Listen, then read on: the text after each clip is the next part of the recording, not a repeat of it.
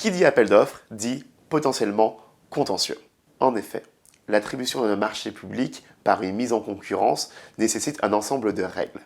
Ces règles sont d'une part fixées par le Code de la commande publique et d'autre part par la personne publique elle-même dans le règlement de la consultation. Ces règles permettent aux candidats d'être certains d'être sélectionnés selon un seul critère, à savoir l'offre la mieux disante.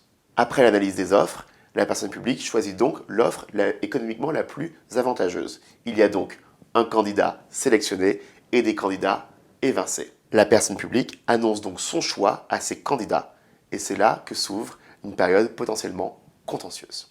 Il existe deux types de contentieux. Un contentieux avant la signature du contrat, qui est un contentieux de l'urgence, qu'on appelle le référé précontractuel.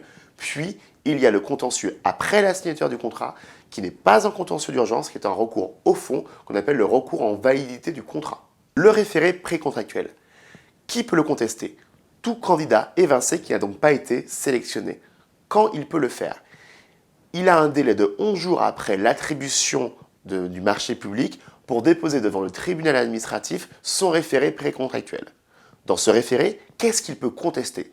Il peut contester tous les manquements qu'il a lésés et qui sont imputables à la personne publique qui n'aurait pas respecté le droit à la commande publique ou ses propres règles liées à la mise en concurrence.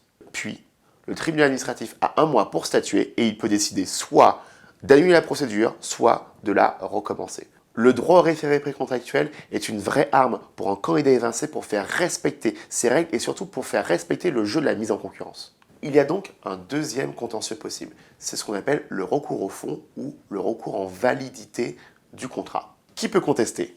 Un candidat évincé, mais également tout tiers qui serait susceptible d'être lésé par l'attribution de ce marché public. Ce recours peut être déposé dans les 2 mois après les mesures de publicité d'avis d'attribution du marché public.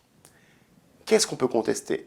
Également, toutes les règles de mise en concurrence, mais également les clauses de validité du contrat. Le spectre de ce contentieux est beaucoup plus large que le référé précontractuel. Le tribunal administratif généralement statue au fond, donc ça peut durer jusqu'à 12 à 18 mois pour avoir une décision. Il peut décider l'annulation du contrat, néanmoins si le contrat est déjà terminé, des dommages et intérêts peuvent être attribués au candidat qui a été lésé. En conclusion, le droit à la contestation des attributions du marché public est très important pour un candidat lésé. Il permet à la fois de faire respecter le droit, mais également de faire respecter vos offres que vous avez déposées.